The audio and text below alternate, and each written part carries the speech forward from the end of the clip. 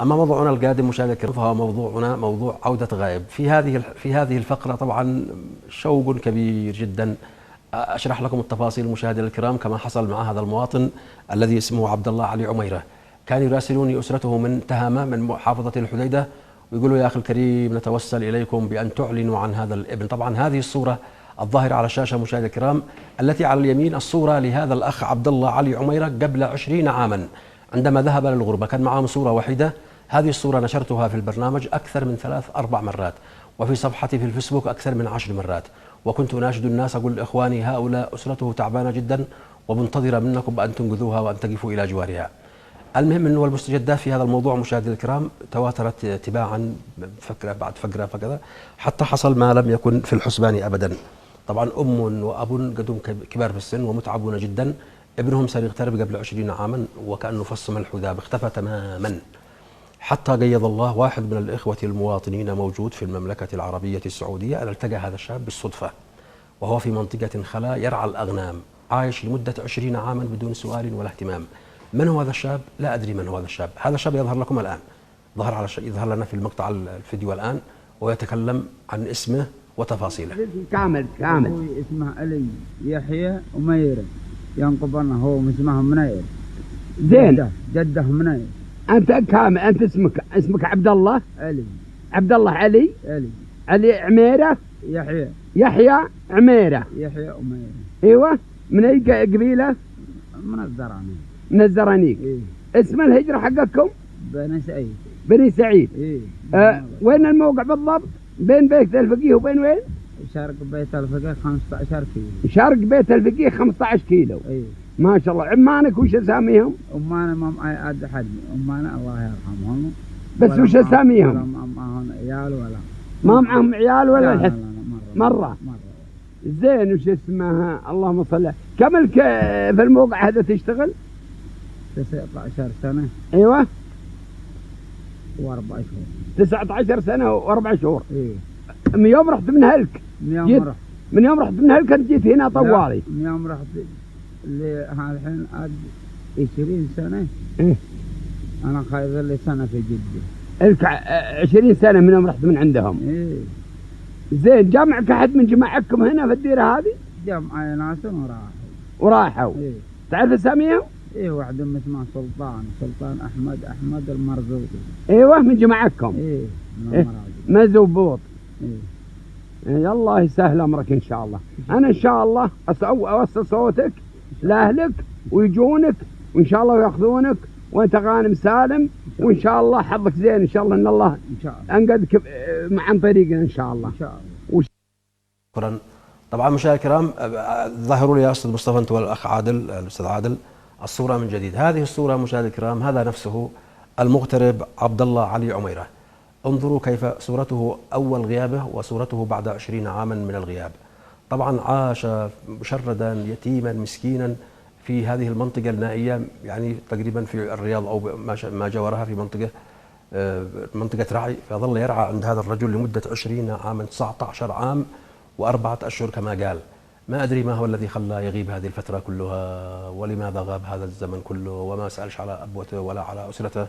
صحيح قبل 20 سنة ما كان بش أرقام ولا في تواصل لكن الله سبحانه وتعالى ما ألهمش أنه يتواصل بأسرته أو يبلغهم.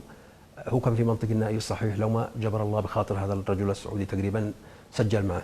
فانتشر هذا المقطع في وسائل التواصل الاجتماعي وصلني والحمد لله بعدها مباشرة تم الوصول إلى أسرته وتابعوا هذا الفيديو وتألموا ألم كبير وتألموا لذلك وتأثروا جدا لما حصل. فتخيلوا مشاهدينا الكرام أنه تسافر وانت شاب وترجعوا قدك بهذا العمر أو بهذه الصورة التي تظهر أمامكم. يعني قضى من عمره كثيرا بعيدا عن أسرته وعن أحبائه. فالحمد لله. الآن المشكلة ما هي المشكلة؟ أنه عند هذا الرجل المتجبر أنه اشتغل معه هذه 20 سنة ما استفدش ولا بشيء ولا معه أي حاجة ولا محصول ولا مبلغ ولا شيء. فالآن كل الناس كل الجهات وسائل التواصل الاجتماعي منهم الزميل خالد شايع ومن كل الزملاء في التواصل الاجتماعي أيضا نشروا هذا الموضوع أنه لماذا ما يحصل هذا الرجل على حقوقه كاملة.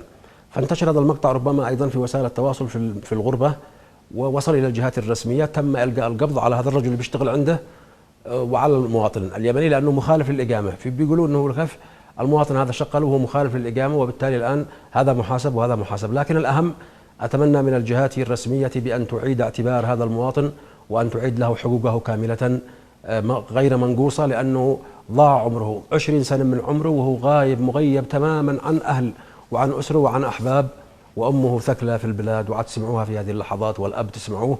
ومعي مباشرة من محافظة الحديدة الأخ محمد. السلام عليكم. وعليكم السلام ورحمة الله. يا محمد، والحرق والفراق لهذه الأسرة والغلب اللي فيهم. اي نعم. أخ محمد، وصلت الرسالة هذه، وصلت الصورة والفيديو إلى والديه، ماذا قالوا؟ نعم وصلت إلى والديه الصورة حق المنشور حق فاعل الخير اللي عمله أول مرة. نشرنا واهتمينا وبحثنا عنه طويلا حتى شاء الله بأن نصل إلى أسرته. فما هو مطلبك يا محمد من هذه الجهات الرسمية بأن تعيد اعتبار هذا المواطن وتصرف حقوقه كاملة؟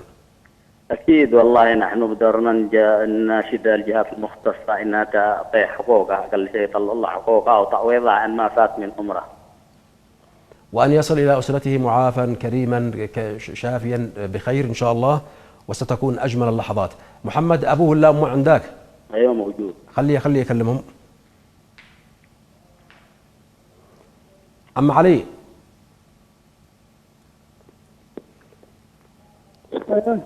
عم علي. السلام عليكم. السلام ورحمة الله. تأخرت عليك يا حبيبي الغالي، معلش الوقت داهمنا، لكن وقد وقت النوم، لكن بنقول يا عم علي، ما هي رسالتك؟ ما تشي تقول يا عم علي أحرموك من ابنك 20 سنة. ماشي من غير ما يكون.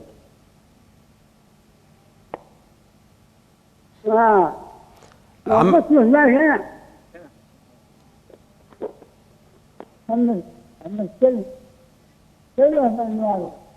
ألو. أيها أخ محمد، اشرح لك، قول لي، يتكلم في رسالة بأنه يوجه رسالة إلى هذه الجهات الرسمية المعنية بأنهم يعيدوا ابنه وأنهم يطلقوا سراحه وأنه يحصل على حقوقه كاملة ويخرج إليه معافى إن شاء الله. ايه؟ بنقول يا عم علي، سلم على ابنك وقول له ماذا تريد منه.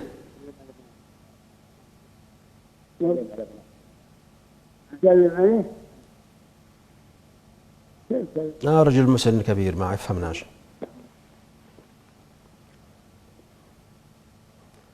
طيب يا أخ محمد. يا محمد، الرجال مرة مسكين يعني ما يقدر يتكلم يعني. طيب والأم هي في نفس المستوى، في نفس العمر، قد متاعبين قويمة؟ وين أمه؟ والأم موجودة ذاهي وهذا أخوها. اسكي خلي أخوي يكلمنيها. هذا أخوه مات. ألو. ايوه السلام عليكم. السلام عليكم. عبد الله أكبر منك ولا أصغر؟ عبد الله اكبر مني. أصغر منك. طيب يا غالي، وكأنه رسالة والدك ووالدتك على لسانك أنت، ماذا تريد أن تقول لهذه الجهات المسؤولة عن أخوك أنهم يتقوا الله فيه وأن يحاسبوه حقوقه وأن يعود إليكم إن شاء الله بمعافى؟ انا اتمنى ان اني اشكر دكتور رياض ان تقوم بواجبه وتشتري الروح وتحاسبه فلوسه وتوقفنا. كنتوا تتوقعوا يا أخي الغالي، كنت تتوقع بأنه ما زال عايش أنت ووالدك ووالدتك، ولا وصلكم قناعة بعد ما أعلنا مرات ومرات ومرات بأنه ما عبش والله له؟ احنا يعني لما طول هذه المدة كنا ما نتوقع انه عايش انه حي. يعني كنتم متوقعين أنه خلاص توفاه الله بعد هذا الغياب الطويل؟ ايوه كنا نقول يعني إذا هو عايش بيذره ربنا. طيب يا أخي الغالي، بعد ما شفتوا الرسالة في الفيديو عرفتوه مباشرة ما تحدث ولا بعد ما قال اسمه؟ لا عرفناه على طول. عرفتوه على طول؟ ايوه. هذا أخوك عبد الله علي عميرة بعد غياب 20 عاما يعود إليكم إن شاء الله، وسنتواصل معكم عندما يعود، سنحضر بكاملتنا إذا استطعنا. طفل والده حطوه. ها؟ والدته. أمه. أيوة عمه. ايوه. ايوه يا أمي. السلام عليكم. وعليكم السلام. الله يحفظكم، الله يرعاكم، الله السلام يخليكم. عليكم يا أستاذ محمد. الله يحفظكم يا أمي، أنا فدالك يا أمي، حنا أنت ما زلتي عاد أنت. أرجوكم تقتلوا لي ابني. تكلمي يا أمي، تكلمي. أخاك لا يا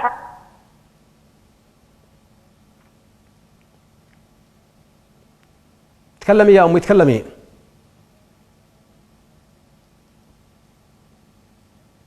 ألو أم عبد الله. قطع الخط. إذا شكرا جزيلا. ما أدري عاد احنا نحاول لهم اتصال جديد ولا شيء يا شباب، ولا خلاص ما رأيكم أنتم؟ خلاص يكفي يلا.